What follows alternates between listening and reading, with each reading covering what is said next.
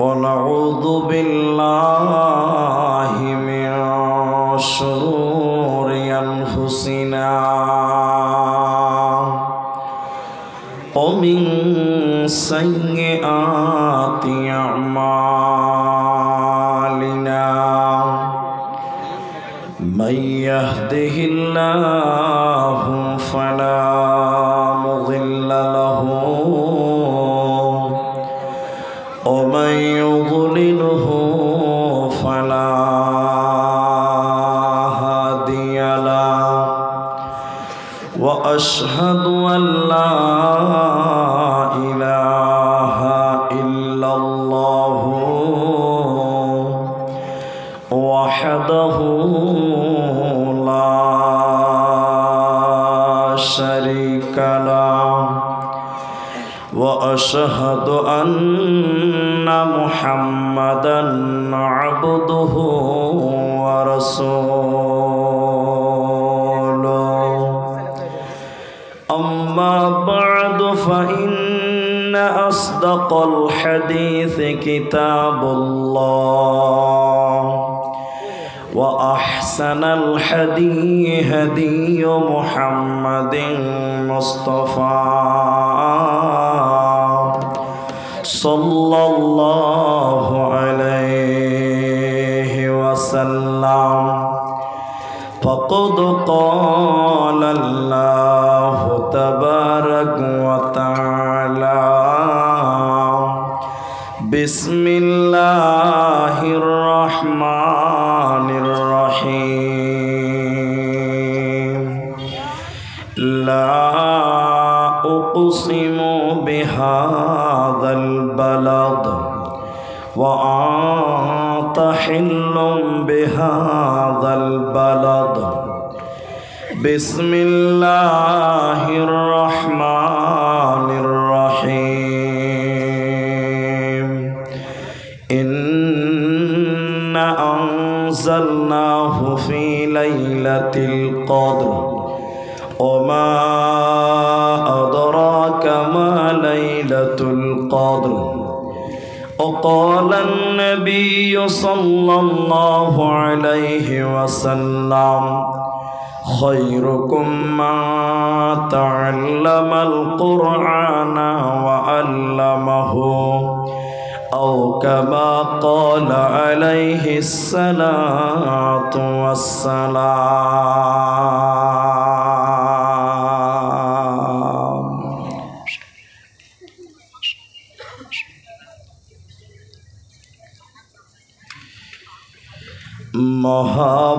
মহাবৈজ্ঞানিক আল্লাহ তুমি সৃষ্টি করেছ মোরে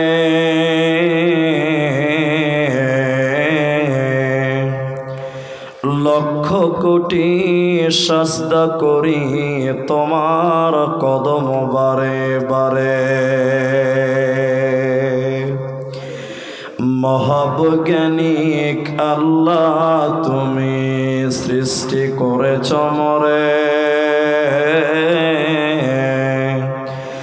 লক্ষ কোটি সাজদা করি তোমার কদম বারে বারে হাত পা চোখ কান সবই তোমার দান অন্তর থেকে উঠে কথা শোনার লাগি কান যে মাটিতে ফসল ফলে অম্লতিক্ত ঝাল সেই মাটিরই উপাদান সাদা বেগুনি লাল মায়ের পেটে জন্মে শিশু জলের পেটে মাছ ভূমির পেটে কত সম্পদ লাখ রকম গাছ মিল নাই রে চেহারাই নাই রে গলার স্বরে অদ্ভুত তোমার কারিগরি দেখেছি জীবন ভরে যারা সৃষ্টি করেছ মোদের তাই তো সুন্দর ধরা, একের লাগি অপরজনে হই যে মাতোয়ারা। আত্মার মতো শান্তি তুমি রেখেছ গোপন করে, শত চেষ্টাও করে তাকে পারি না রাখতে ধরে। মরা বৈজ্ঞানিক পারি শুধু ভাঙ্গা গড়া কাজ, তোমার সৃষ্টি দেখেই মোরা পাই যে বড়ই লাজ। সৃষ্টি লয় আবিষ্কারক মহান বৈজ্ঞানিক তুমি, আকাশ বাতাস জুড়ে আছে সাগর মরুভূমি।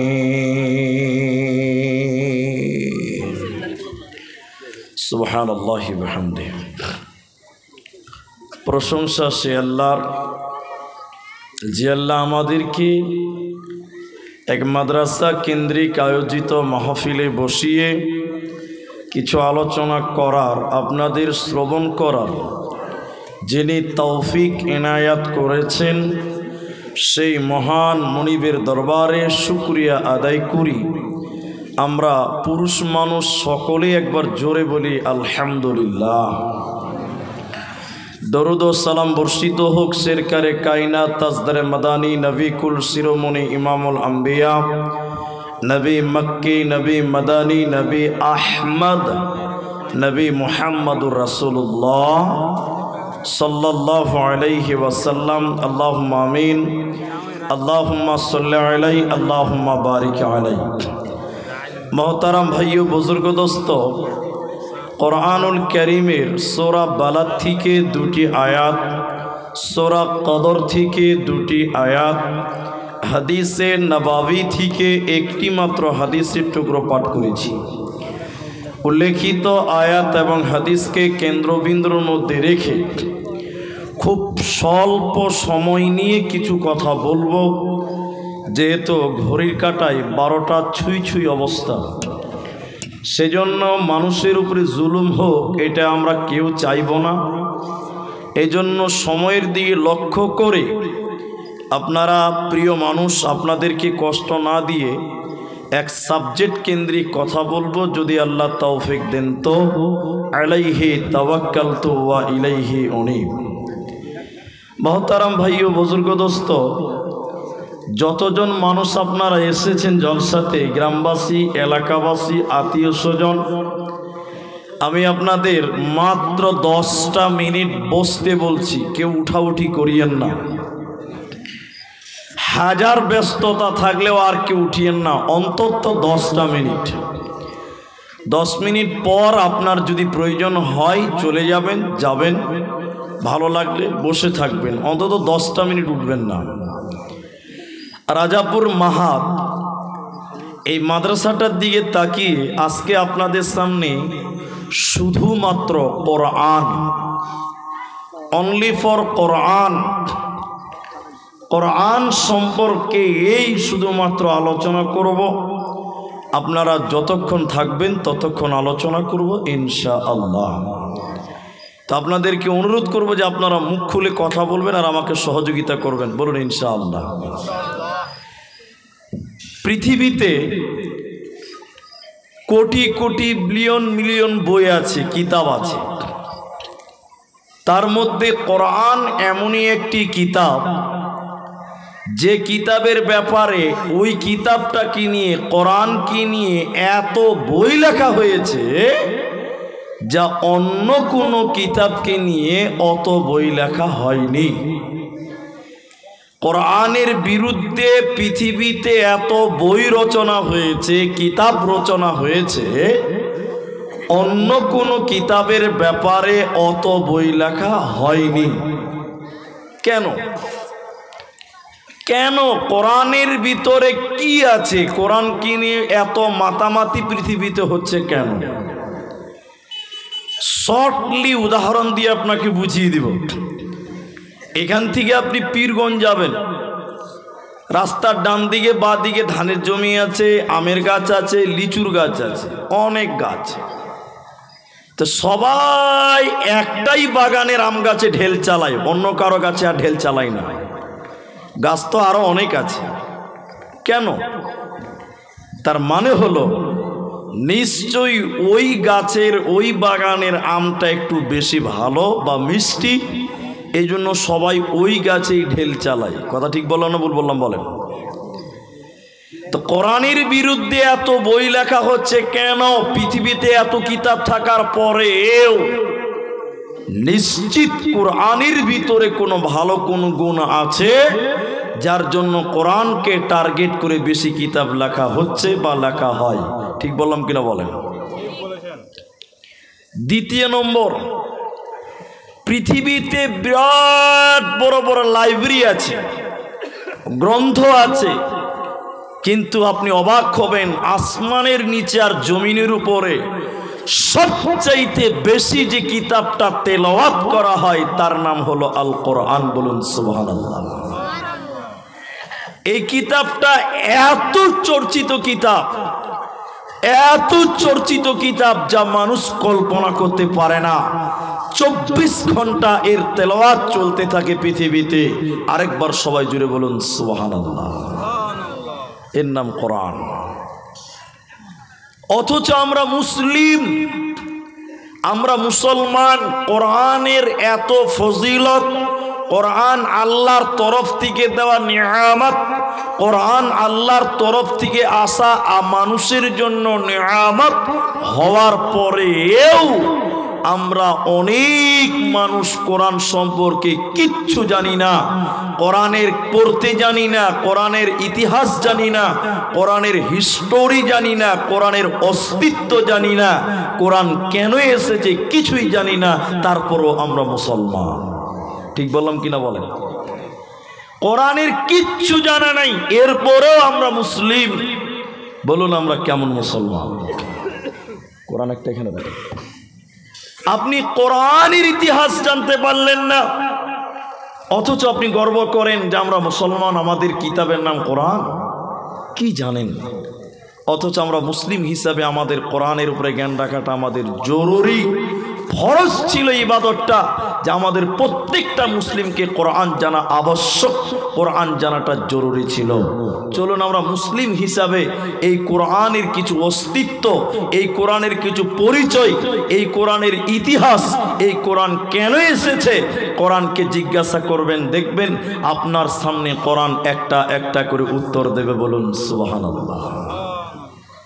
কোরআন আপনার প্রশ্নের উত্তর দেবে। কোরআন পৃথিবীর কোন ওলামা, মুহাদ্দিস, মুহাক্কিকের কাছে যেতে হবে না, কোরআনকে প্রশ্ন করবেন, কোরআন নিজের পরিচয় কোরআন নিজেই দিচ্ছে। আরেকবার সবাই মুখ খুলে একবার বলুন সুবহানাল্লাহ। দেখবেন কোরআন বলছে বিসমিল্লাহির রহমানির রহিম। কোরআনকে বলেন, কোরআন তুমি কোন জায়গায় তুমি এসেছো বলো, তোমার কোন দেশে আগমন হয়েছে কোরআন তুমি বলো। কোরআন বলছেন লা উকসিমু বিহাযাল বালাদ, আমি দুইখানা শহর কেন্দ্রিক নাজিল হয়েছে। কোরআন বলছেন ওই দুইটি শহর মালদা রায়গঞ্জ নয়, মালদা বালুরঘাট নয়, ওই দুইখানা শহর কোরআনে স্থান পেয়েছে। একটা মক্কা মুকাররমা, অপরটি মদিনা মুনাওয়ারা। কোরআনে যত সূরা আছে কোনটা মক্কাতে কোনটা মদিনাতে অবতীর্ণ হয়েছে, কিন্তু কোরআন শুরু হয়েছিল হীরা গুহাতে। কিন্তু আল্লাহ হীরা গুহাটাকে সম্মানিত করেননি, বরং ওয়াহাদাল বালাদিল আমিন, পুরো শহরকে আল্লাহ সম্মানিত করেছে। এজন্য কোরআন বলছে, বান্দা আমি দুইখানা শহর কেন্দ্রিক পৃথিবীতে এলাম মুসলমান, একটা মক্কা মুকাররমা, অপরটি মদিনা মুনাওয়ারা। কোরআনকে দ্বিতীয় প্রশ্ন করেন কোরআন, হে কোরআন তুমি কখন এসেছিলে? তুমি বলো, তুমি কোন মাসে তোমার পৃথিবীতে আগমন হয়েছে বলো। কোরআন বলছে বান্দা তোমরা শুনে নাও, শাহরু রমাদানাল্লাযী উনজিলা ফীহিল কোরআন, আমি রমজান মাসে অবতীর্ণ হয়েছে বান্দা, আমি রোজার মাসে পৃথিবীতে এসেছে। কোরআনকে 3 নাম্বার প্রশ্ন করেন কোরআন, রমজান মাসে কখন তুমি পৃথিবীতে এসেছিলে বলো। দুপুর বেলা না বিকাল বেলা, সকাল বেলা না সন্ধ্যা বেলা, দিনের বেলায় না রাত্রি বেলায় তুমি বলো।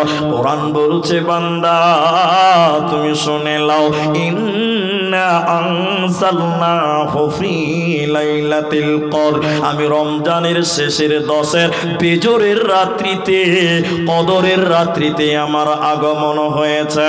5 নাম্বার কোরআনকে বলেন কোরআন, হে কোরআন তুমি পৃথিবীতে কেন এলে? তুমি বলো তোমার উদ্দেশ্য কি, তোমার গারজা কি, তোমার টার্গেট কি, তুমি কেন কেন কেন কেন তোমার আসার দরকার কি হলো তুমি বলো, কেন তোমার পৃথিবীতে আগমন হয়েছে তুমি বলো। কোরআন বলছে হুদাল লিন্নাস, আমি মানুষের হেদায়েতের জন্য এসেছি বান্দা, আমি মানুষের জান্নাতের পথ দেখাবার জন্য, হেদায়েতের নূর দেওয়ার জন্য, জান্নাতের রাস্তাটা দেখাবার জন্য। হুদাল লিন্নাস, আমি মানুষকে হিদায়াত দেওয়ার জন্য এসেছি বান্দা, অতএব কোরআন মানুষকে হিদায়াতের জন্য এসেছে। সবাই মুখটা খুলেন, সবাই বলছি, সবাই বলবেন কোরআন তাহলে পৃথিবীতে এসেছে কেন? আল্লাহু আকবার। এ তো 12টা বাজলো মাত্র, মুখটা খুলবেন না? কোরআনটা পৃথিবীতে এসেছে কেন বলুন, সবাই বলুন। হেদায়াতের জন্য। হাজি এখন মুখ দিয়ে ভোল্টেজ বাড়াচ্ছে না, খালি পঞ্চায়েতের ভোট আসতে দেন, সারের মতন লাভ হবে সব। আর আল্লাহর কোরআনের কথা জিজ্ঞাসা করছি, কিন্তু মুখ দিয়ে কথা বাড়াচ্ছে না। সকলে মহব্বতের সঙ্গে বলেন কোরআন এসেছে কেন? হেদায়াতের জন্য এসেছে। এখন 3 মিনিট আমার দিকে তাকিয়ে থাকেন, 3 মিনিট। এই কোরআন মানুষকে হেদায়াত দিবে, কথা 100% সত্য। এরপর আল্লাহ একটা আয়াত বলছে, দেখেন আল্লাহ বলছেন সূরা আনফাল, আল্লাহ বলছেন ওয়াইযা তুলিয়াত আলাইহিম আয়াতুহু যাদাতুহুম ঈমানা, কোরআন পড়বে, কোরআন তেলাওয়াত করবে তো মুমিনের ঈমান বাড়বে। কোরআন পড়লে মানুষ হিদায়াত পায়, কোরআন পড়লে ঈমান বৃদ্ধি হয়। তাই আল্লাহ তাবারাক ওয়া তাআলা বলেন ওয়াইযা তুলিয়াত আলাইহিম আয়াতুহু যাদাতুহুম ঈমানা, মুমিন রে তোরা যখন কোরআন তেলাওয়াত করবি তোদের ঈমান বৃদ্ধি হবে। আবার প্রশ্ন করছি, দেখেন ডক্টর ওয়াসিম রেজভি একজন বর্তমান হিন্দু, সে ছিল মুসলমান, তার নামটা সবাই শুনেছেন কম বেশি, হ্যাঁ না বলুন?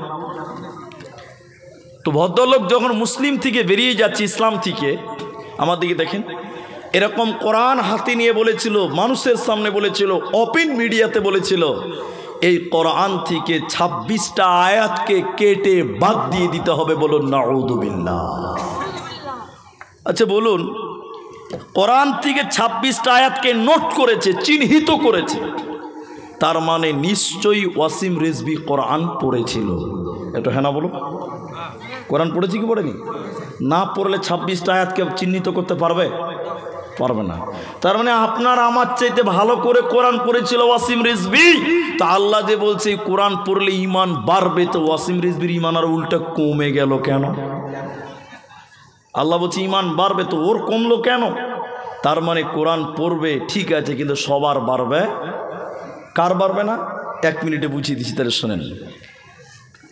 টোটো চলছে, ইনভাইটার, ব্যাটারি বলে একটা জিনিস আছে, ব্যাটারি, কারেন্ট চলবে, লাইট জ্বলবে, ফ্যান চলবে, টোটো চলবে, গান বাজবে, জি টোটো চলবে, ব্যাটারি। ব্যাটারি একটা লোক পীরগঞ্জ স্ট্যান্ডে ব্যাটারি চার্জ করে, ওর কাজ হলো চার্জ করা। একটা ব্যাটারি চার্জ করবে 30 টাকা নেবে। সবাই বলুন কয় টাকা বললাম? 30 টাকা। অনেকটি ব্যাটারি চার্জ করছে, বড় বড় ব্যাটারিগুলো। একটা খ্যাপা ছেলে, খ্যাপা মানে ও খ্যাপার ব্যাটা খ্যাপা, একটু বুদ্ধি জ্ঞান নেই, একদম পচা প্রেম। খ্যাপার দোকানের সামনে বড় বড় ব্যাটারি দেখে এরকম করে বড় বড় দেখছে, আর বলছে এবার কি আছে রে। ও খ্যাপা থাকতে না বেরোবে, দোকানে বলছে, দোকানদার ভাই এগুলো বড় বড় প্লাস্টিক, এগুলো কি আছে? কত মাথা মোটা, ব্যাটারি কি প্লাস্টিক বলছে। তো দোকানি বলছে যে খ্যাপাকে আর কি বেকারণ বুঝাবো। দোকানি সোজা অ্যাঙ্গেলে গোল দিয়ে বলছে যে আরে খ্যাপা প্লাস্টিকের ভিতরে কারেন্ট ভরছি, রাতের বেলায় আলা জ্বলবে, ফ্যান চলবে। ও খ্যাপা হলেও এটুকু ঠিক বুঝেছে যে শালা প্লাস্টিকের ভিতরে কারেন্ট ভরা যায়। দোকানি বলছে হ্যাঁ যায়। তখন ওই খ্যাপা তাড়াতাড়ি বাড়ি চলে গেছে। ওর বাড়িতে বড় বড় প্লাস্টিকের বালতি ছিল, বড় বড় জার ছিল, প্লাস্টিকের বালতি ছিল। এক বস্তা মাথায় করে দোকানের সামনে ঢেলে দিয়ে বলছে, দোকানদার ভাই আমার প্লাস্টিকের বালতিতে খানিক কারেন্ট ভরে দাও, বাড়িতে লাইট জ্বালাবো। আচ্ছা বলুন, ওর বালতিতে কারেন্ট ভরা যাবে? একটু সবাই বলুন যাবে? দোকানি এবার বলছে যে এই খ্যাপা, তোর প্লাস্টিকে কারেন্ট ঢুকবে না। তখন খ্যাপা রেগে গেছে, মারবো চর। এখনি বললে যে প্লাস্টিকে কারেন্ট ঢুকছে আর আমার বেলায় চলবে না, মানে ফাইজলামো করছো। খ্যাপা যখন খুব রেগে গেছে, দোকানি ভয়ে থরথর করে কাঁপছে, শালা মারবে তো বিচারও হবে না। খ্যাপা মারলে খ্যাপার বিচার আছে? দোকানি ভয়ে কাঁপছে, কিছু বুঝতে পারে না, বুঝাতে পারে না। তখন একজন লোক বলছে, রে খ্যাপা শোন, এই দোকানির প্লাস্টিকে কারেন্ট ঢুকবে, চার্জ হবে, লাইট জ্বলবে, ফ্যান চলবে, টোটো চলবে, আর তোর প্লাস্টিকের বালতিতে কারেন্ট ঢুকবে না কেন? কেন কেন? এই দুটিতে বিরাট বড় তফাৎ আছে। তফাৎটা কোন জায়গাতে? ব্যাটারির ভিতরে এসিড আছে, তামা আছে, ইঞ্জিল আছে, পানি আছে, মাল আছে, এর জন্য ওর ভিতরে কারেন্ট ঢুকবে। আর তোর প্লাস্টিকের বালতির ভিতরে কিছুই নাই, হাওয়া আছে। আল্লাহর কোরআন বললেন শুনো, ওয়াইদা তুলিয়াত আলাইহিম আয়াতুহু যাদাতুহুম ঈমানা। আয়াতটা শুরু হচ্ছে মুমিনের কথা বোঝাতে গিয়ে আল্লাহ বলেন, মুমিনের আলামত বলতে গিয়ে আল্লাহ বলেন, তাহলে কার ঈমান বাড়বে কোরআন পড়লে?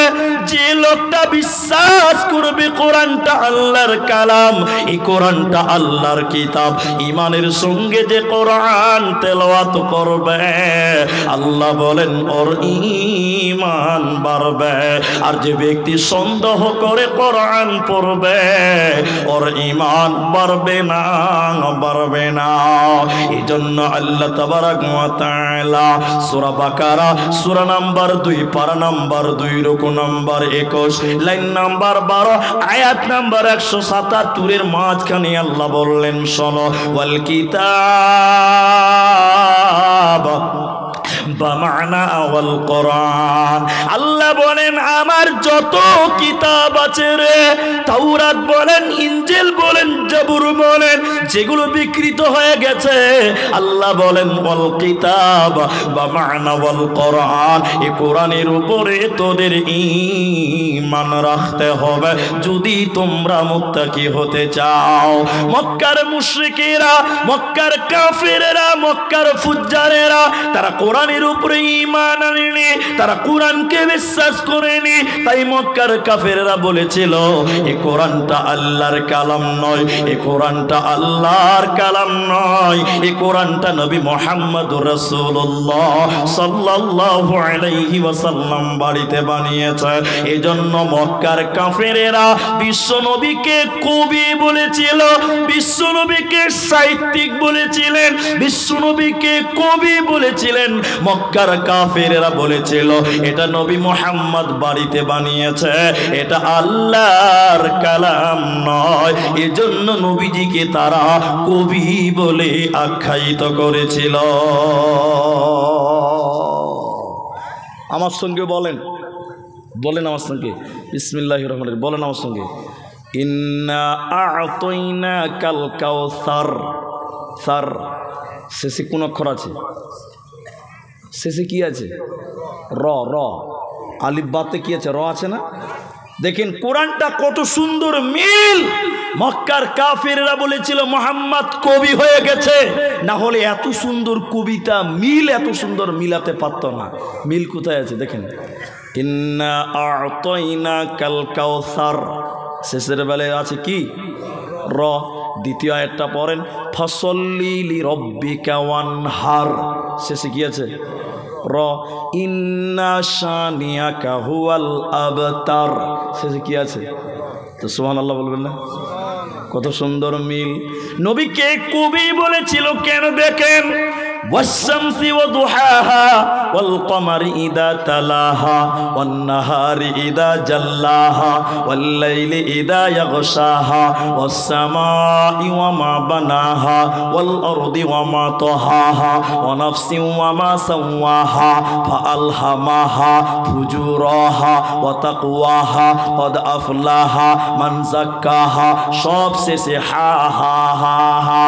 এত সুন্দর মিল, এত সুন্দর মিল। এই মিলের কারণে মক্কার কুফারেরা বলেছিল, মক্কার মুশরিকেরা বলেছিল এটা আল্লাহর কালাম নয়, নবীজি বাড়িতে বসে বসে বানিয়েছে, এটা নবীজির কালাম। আল্লাহ তাবারাক ওয়া তাআলা চ্যালেঞ্জ দিয়ে বললেন, মুশরিকেরা বলো, তোমরা যদি বলো এই কোরআনটা আল্লাহর কালাম নয়, নবী মুহাম্মদ বাড়িতে বসে বসে বানিয়েছে, যদি তোমরা বলো, তাহলে আমি আল্লাহ তোমাদেরকে বলছি বান্দা শুনে নাও, নবীজি একজন মানুষ, তোমরা যেমন মানুষ, পার্থক্য নবীর কাছে ওহী নাজিল হয়, তোমাদের কাছে হয় না। তোমরা যদি বলো এই কোরআনটা নবী বাড়িতে বসে বসে বানিয়েছে, তাহলে আমি আল্লাহ তোমাদেরকে বলছি এই কোরআনের মতন করে তোমরা একখানা কিতাব বানাও। 114টা সূরা বানাতে হবে না, 30 পারা বানাতে হবে না, একটা সূরা বানিয়ে দেখাও, একটা আয়াত বানিয়ে দেখাও। যদি বলছো নবীজি কোরআন বানিয়েছে, তাহলে আমি আল্লাহ তোমাদেরকে বলছি শুনে নাও, তোমরা একখানা আয়াত বানিয়ে দেখাও। পৃথিবীর কেউ কোরআন বানাতে পারেনি, ভবিষ্যতে কেউ পারবে না। এজন্য আল্লাহ কোরআনে বলেন, এ কোরআনের উপরে তোদেরকে ঈমান রাখতে হবে যদি তোমরা জান্নাতি হতে চাও। কিন্তু দুর্ভাগ্য কোন জায়গাতে জানেন? আমরা বলি মুসলমান, আমাদের কাছে এসেছে মহাগ্রন্থ আল কোরআন, আল্লাহ আমাদেরকে বানিয়েছে শেষ নবী মুহাম্মদুর রাসূলুল্লাহ সাল্লাল্লাহু আলাইহি সাল্লামের উম্মত। কিন্তু দুর্ভাগ্য ওই জায়গাতে নবীর উম্মত হলাম, শেষ কিতাব পেলাম, আসমানি কিতাব পেলাম, কিন্তু সেই কিতাবের গুরুত্ব আমরা বুঝতে পারলাম না। আপনি ইংরেজি পড়াচ্ছেন, দরকার আছে। আপনি বিজ্ঞান পড়াচ্ছেন, দরকার আছে। আপনি সায়েন্স পড়াচ্ছেন, ডক্টর হবে, দরকার আছে, সব দরকার। কিন্তু সবচেয়ে বেশি দরকার হলো কোরআন। সুজুরে বলুন, কি বললাম? একটু বুঝেই তাহলে আপনি বুঝতে পারবেন। এটা হাদিস কোরআন কিচ্ছু নয়, এটা একটা উপন্যাস। এক দার্শনিক, দার্শনিক মানে বুদ্ধিজীবী, বুদ্ধিজীবী বাস, নৌকাতে উঠেছে ভ্রমণ করার জন্য, নদীতে একটু ঘুরবে। তো দার্শনিক মানুষ মুখটা বন্ধ থাকবে না, খালি বাক বাক বাক বাক করে বকতেই থাকছে সবসময়। জি, দার্শনিক নৌকাতে উঠে বলছে যে মুখটা বন্ধ করে রাখতে পারে না, তো কী করবে? গল্প শুরু করেছে মাঝির সঙ্গে। মাঝি যে নৌকাটা চালাচ্ছে, মাঝি ভূগোল বুঝো, ভূগোল ভূগোল। তখন মাঝি বলছে, এগুলো আমাদের বলিয়েন না, আমরা কোন স্কুল কলেজ মক্তব মাদ্রাসা লেখাপড়া করিনি, ও বাপ দাদার কাছ থেকে ওই নৌকায় চালিয়ে খাই, লেখাপড়া করিনি। তখন দার্শনিক বলছে, আহ আহ আহ আহ আহ আহ, আরে মাঝি রে, তোর জীবনটা 4 আনাই মিছে। মানুষের জীবন কয় আনা? 16 আনা। মানুষের জীবন কয় আনা বললাম? 16 আনা। বলছে 4 আনা শেষ। এক্ষুনি লক্ষ্য করে আছে মাঝি নৌকা চালাচ্ছে। ফের দার্শনিক 2 মিনিট পরে বলছে, মাঝি বিজ্ঞান বুঝো, বিজ্ঞান। মাঝি বলছে, আমাদেরকে ওগুলো বলি না, আমরা স্কুল মক্তব মাদ্রাসা ওই লেখাপড়া টেখাপড়া করিনি, নৌকা চালিয়ে খায়। দার্শনিক আহ আহ আহ আহ আহ আহ আহ আহ আহ আহ একদম বুকুচা করে হাসতে হাসতে তোর কলজা ঠান্ডা করছে। দে বলছে, মাঝি রে, তোর জীবনটা 8 আনাই নিচে। 16 থেকে 8 বাদ গেলে কত থাকবে ভাই? আরো 8। থাকলো 8 আনা। ফের খানিকক্ষণ পর মাঝিকে বলছে দার্শনিক, মাঝি রে ইতিহাস বুঝো ইতিহাস? তখন মাঝি খুশি হয়ে বলছে যে হ্যাঁ এটা মনে হয় বুঝি। বলে কেন? বিয়ের পর শ্বশুর বাড়ি গেছিলাম, আমার শাশুড়ি আমাকে রাজহাঁস খিলিয়েছিল, ওইটাই কি ইতিহাস নাকি? তখন মাঝির কথা শুনে দার্শনিক আহ আহ আহ আহ আহ আহ আহ আহ হাসতে হাসতে বলছে, রে মাঝি তোর জীবনটা 12 আনাই মিছে। কটি থাকলো আর? একটু বলুন কত থাকলো? মাত্র 4 আনা আছে। ও তো খুব মজা নিল। এবার খানিক পর নৌকা যখন নদীর মাঝখানে ঢুকেছে, আর কালো মেঘ, বাপরে কোন দিক থেকে যে মেঘ শুরু হলো, আর ঝড়, কালো অন্ধকার, বিজলি কাক কাক কাক চক্র করছে। নৌকা পানি নদীর এরকম থই থই করছে। নৌকা ইংরেজিতে ড্যান্স করছে, এরকম করছে, বুঝতে পারছেন? ইংরেজিতে ড্যান্স করছে। দার্শনিকের কোয়েল যে একদম শুকিয়ে গলার কাছে চলেছে ভয়ে। দার্শনিক তখন এদিকে দেখেন, দার্শনিক তখন ভয়ে, নৌকা একদম ডুবে ডুবে অবস্থা, কালো মেঘ, ভয় ঢুকেছে। দার্শনিক মাঝির কানে কানে যেয়ে বলছে, মাঝি নৌকা ডুববে নাকি? খুব হাসছিল তখন, বুঝলেন? নৌকা ডুববে নাকি? মাঝি তখন বলছে, ইতিহাস জানো, বিজ্ঞান জানো, আর্টস জানো, কমার্স জানো, ইংরেজি জানো, বাংলা জানো, ফার্সি জানো, উর্দু জানো, সাঁতার জানো বাবু। যেই বলে দিয়েছে সাঁতার জানো বাবু, মাঝি আর চালা করতে পারছে না, মাথা হিলাইছে। মূর্খ মাঝি বলে, বাবু এখন কেনে খাবো? ও বন্ধু, আমি 3 সাবজেক্টে ফেল করে আমার 12 আনা গেছে, এখনো 4 আনা আছে, আর তুমি তো 1 সাবজেক্ট ফেল করে তোমার 16 আনাই মিছে। ঠিক বললাম না ভুল বললাম? বলেন ঠিক বলেছে না? বন্ধুরে আমার, দুনিয়াতে ইংরেজি জানেন, বিজ্ঞান জানেন, আর্টস জানেন, কমার্স জানেন, সায়েন্স জানেন, বিজ্ঞান জানেন, ভূগোল জানেন, সব ঠিক আছে, কিন্তু বন্ধুরে যেদিন কিয়ামতের ঝড় উঠবে রে, আল্লাহর ফেরেশতারা বলবে কোরআন জানো বাবু। সেদিন যদি মাথা হিলান বন্ধুরে, আল্লাহর ফেরেশতা বলবে, বাবু এখন কেন কাবো? এজন্য শুনে লাও, প্রতিটি মুসলমানকে কোরআনের জ্ঞান অর্জন করতে হবে। তাই সাহাবায়ে কেরাম বলেন, তাআল্লামনাল ঈমান সুম্মা তাআল্লামনাল কোরআন। আমাদের বিশ্ব নবী আমাদের ঈমানের পরেই কোরআন শিক্ষা দিয়েছে। কেন? যে মানুষকে কোরআনের শিক্ষা দিতে হবে, কোরআন ছাড়া কিয়ামতের দিন বাঁচার উপায় রবে না। যেদিন মানুষেরা, নবী গণেরা কিয়ামতের দিন হাঁটু গেড়ে নফসি নফসি করবে, কাঁদবে আর বলবে ইয়া নফসি ইয়া নফসি। মানুষেরা উলঙ্গ হয়ে যেদিন কিয়ামতের ময়দানে দাঁড়াবে, মানুষেরা যখন দৌড়তে থাকবে কঠিন বিচারের দিনে, যখন মানুষের পালাবার কোনো উপায় থাকবে না, নবীজি বললেন সেদিন 2 জনের সুপারিশ আল্লাহ গ্রহণ করবেন, 2 জনের সুপারিশ আল্লাহ মঞ্জুর করবেন। ওর ভিতরে একজনের নাম কোরআন। কোরআন কিয়ামতের দিন বলবে, আল্লাহ, কোরআন কিয়ামতের দিন বলবে, আল্লাহ তোমার এই বান্দা কোরআন তেলাওয়াত করেছিল, আল্লাহ আমার সাক্ষী গ্রহণ করো। আল্লাহ তখন কোরআনের সাক্ষী গ্রহণ করবে, আর আপনার মতন লোকটাকে আল্লাহ কোরআনের কথা শুনে ক্ষমা করে জান্নাত দেবে। কোনো চিন্তা রবে না, রবে না, রবে না। এজন্য আল্লাহ কোরআনে বললেন, শুনে নাও, তোমরা এই কিতাবের উপরে ঈমান রাখতে হবে। এবার আবার আমার দিকে তাকান ভাই, একটিকে তাকান, একটু করে তাকাবেন বাস। কোরআনে কোনো ভুল আছে? সবাই বলুন কোরআনে কোনো ভুল আছে? আরে একটু জোরে বলুন, কোরআনে কোনো ভুল আছে? চুপ করে থাকার মানে হলো তার মানে কোরআনে ভুল আছে।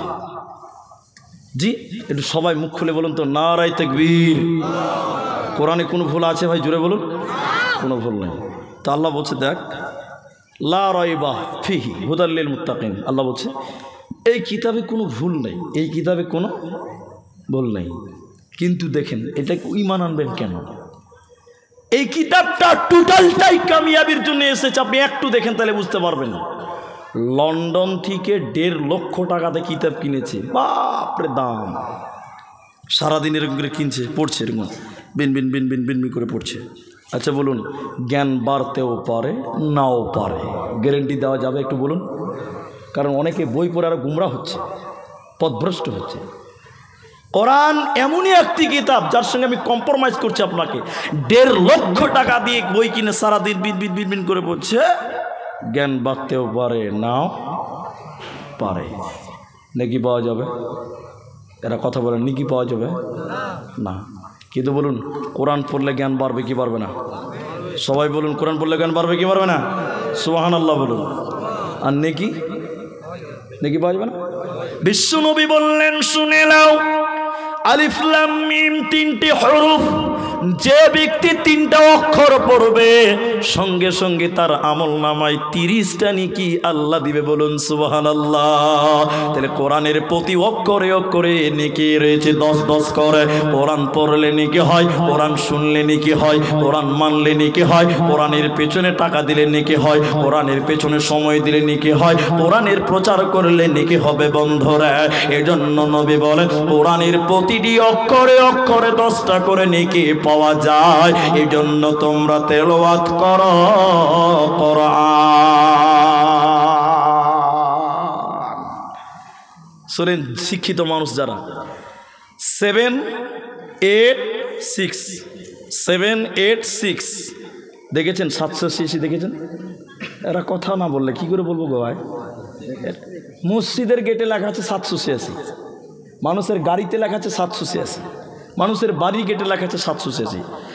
আল্লাহর কসম করে বলছি, বর্ধমান, পূর্ব বর্ধমান জেলার থানার নাম মনে নেই, গ্রামের নাম হলো খড়দত্তপাড়া মাদ্রাসা। গত বছর গিয়েছিলাম। আপনাদের কি জালসা, ওই জালসার কাছে এই জালসার কোনো মূল্যই নেই। বোঝাবার জন্য বলছি কথাটা, মাইন্ডে নেবেন না। বিরাট প্যান্ডেল, আর রাস্তাতে ওই আপনাদের মোড় থেকে লাইটিং করেছে। কি লাইটিং? কালারিং লাইটিং, পুরো উপর দিয়ে সাজিয়েছে। অপচয় খরচ কোনো দরকার আছে? দরকার আছে? আর অপচয় খরচকারী শয়তানের ভাই, মৌলভী সাহেবরা বলবে, আমি বলবো না। তো সবচেয়ে দুঃখের বিষয়, ওই জালসার গেটে লেখা আছে 786। বলুন নাউজুবিল্লাহ।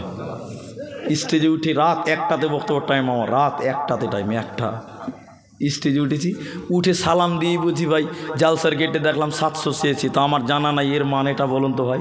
একটা লোক স্টেজের কানা থেকে বলছে, মৌলী সাহেব এটাই জানেন না, তো জালসা করছেন আপনি, বুঝলেন? মানে আমার কুটকুটি মেরে দিয়েছে, ওই এক কথাতেই শেষ। তাহলে আমি বলছিলেন, আমি ছাত্র আপনাদের কাছে, সবাই ছোট, বলেন মানেটা বলেন। ওই 786 মানে হলো বিসমিল্লাহির রহমানির রহিম। শুনেছেন আপনারা? হ্যাঁ না বলুন, শুনেছেন কিনা? আচ্ছা, 786 বললে যদি বিসমিল্লাহির রহমানির রহিম হয়, মেনে নিলাম, তর্কের খাতিরে মানলাম। আচ্ছা বলুন, আপনাদের গরু জবাই হয়েছে আজকে জালসাতে, জবাই করার সময় কি বলেছিলেন? বিসমিল্লাহ আল্লাহ আকবার। তো বিসমিল্লাহ যদি 786 হয়, এখন যদি কেউ গরু জবাই করার সময় বলে 786 আল্লাহ আকবার, কে কে খাবে? হাত তুলো। কে খাবে বলো? কে খাবে? 786 বিসমিল্লাহ হয়। মুরগি জবাই করার সময় যদি বলেন বিসমিল্লাহ না বলে 786 আল্লাহ আকবার, বিহাই খাসি মেরেছি খেলাও, খাবে? খাবে না। তাহলে বিসমিল্লাহ আর 786 কোনোদিন এক হতে পারে না। 786 লিখলে পড়লে গুনাহ হবে, আর বিসমিল্লাহ বললে নেকি হবে। বলুন সুবহানাল্লাহ। কারণ কোরআনে একটা সূরাতে বিসমিল্লাহ নাই, কিন্তু আরেকটা সূরাতে ডবল বিসমিল্লাহ আছে। এজন্য বিসমিল্লাহ আয়াত, আর কোরআনের প্রতিটি অক্ষরে অক্ষরে 10টা করে নেকি দেওয়া হবে। অতি মুসলমান শুনে নাও, তোমরা এই কোরআনের উপরে ঈমান আনো, এতে কোনো ভেজাল নাই, এতে কোনো সন্দেহ নাই। এই কোরআনটা তোমরা ঈমান আনো, এই কোরআন তোমাদের পরকালে কামিয়াব এনে দিতে পারে, এই কোরআন তোমাদের জান্নাত বানিয়ে দিতে পারে। এজন্য আল্লাহ বলেন, আল কিতাব, আমার যত কিতাব আছে রে, এই কিতাবগুলির উপরে তোদের ঈমান রাখতে হবে। যেমন ধরলেন কোরআন।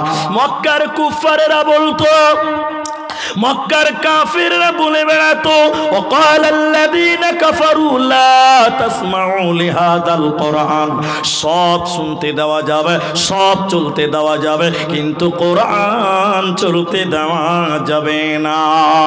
আজকে রাজাপুর গ্রামে জালসা, এই গ্রামের মোড়ল, এই গ্রামের সর্দার, এই গ্রামের মসজিদের ইমাম, এরা যদি মাইকিং করে বেড়ায় এলাকাতে, ও পাশের গ্রামের লোকেরা, আমাদের গ্রামে একটা পাগল আছে, তোমরা সেই পাগলের কথা শুনবে না।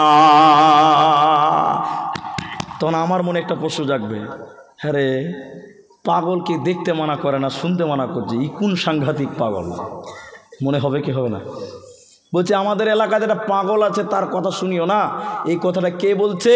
মক্কার কুফফারেরা, কাফেরেরা, মক্কার আশেপাশে বিদেশ থেকে যারা আসতো কাবাতে, ওদেরকে বলে বেড়াতো, ও লোকেরা, আমাদের মক্কাতে একজন পাগল আছে, তোমরা তার কথা শুনিও না। বলুন নাউজুবিল্লাহ। পাগল মানে নবী মুহাম্মদুর রাসূলুল্লাহ সাল্লাল্লাহু আলাইহি ওয়াসাল্লাম।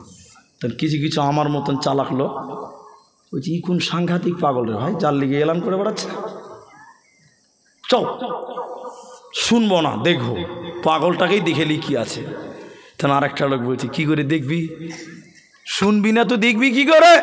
তখন আরেকদিন বলছে, খ্যাপা, বুদ্ধি জ্ঞান নাই, আঙুল কানের ভিতরে ভর, কানটা বন্ধ করে দে, চোখ খুলে দেখ, শুনতে পাবি না, দেখতে পাবি। পাবি কি পাবে না?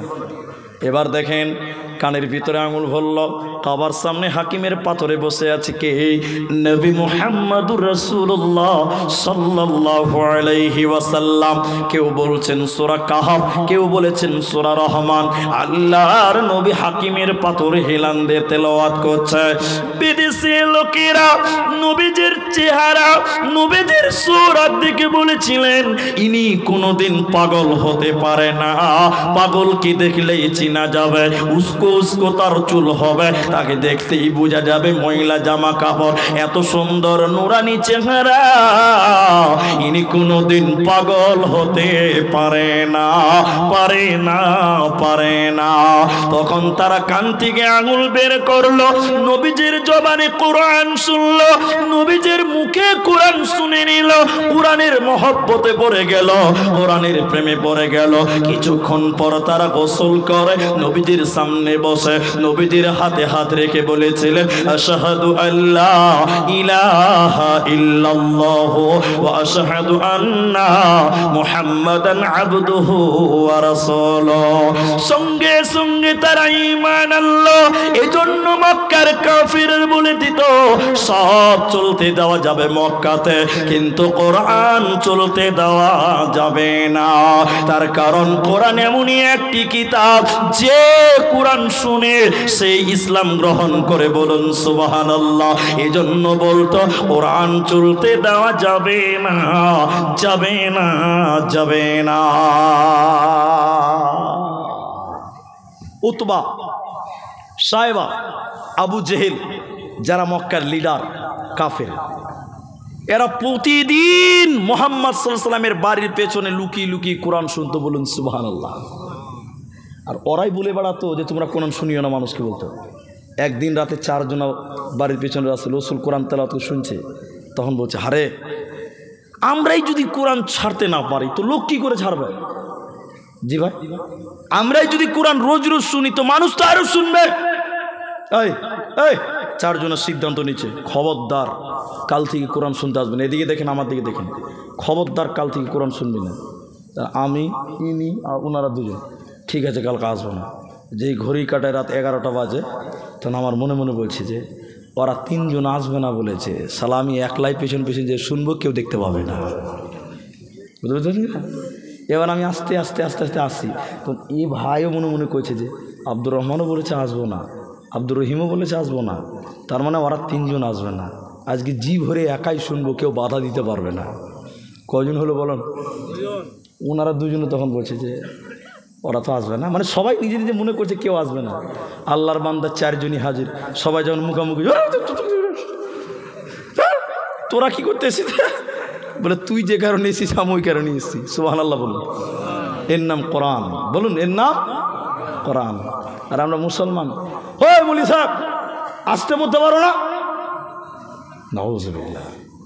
কোরআন শুনতে আমাদের ভালো লাগে না, কোরআনের নাম, কোরআনে অনেকটি, তাফসিরে 56 নাম আছে। কটা বললাম? কিন্তু আমাদের দেশে কিছু কিছু জায়গাতে বলছে কোরআন শরীফ। বলেন আপনার দিকে বলে কিনা বলুন। কোরআনে 56টা নাম আছে। কোরআন মাজিদ, কোরআন হাকিম, কোরআনুল আপনার বুরহান, ফুরকান, তানজিল, জিকির, এগুলো কোরআনের নাম। এগুলো একটাও ভালো লাগলো না। আজকের মুসলমান কোরআনের নাম দিয়েছে কোরআন শরীফ। বলুন নাউজুবিল্লাহ। আর আমাদের আবেগপ্রবণ মুসলমান কিচ্ছু বুঝেন না, দেখছে শরীফ তো আরবি ভাষা, শরীফ তো উর্দু, আরবি ভাষা, আদবের ভাষা। বললে অসুবিধা কি?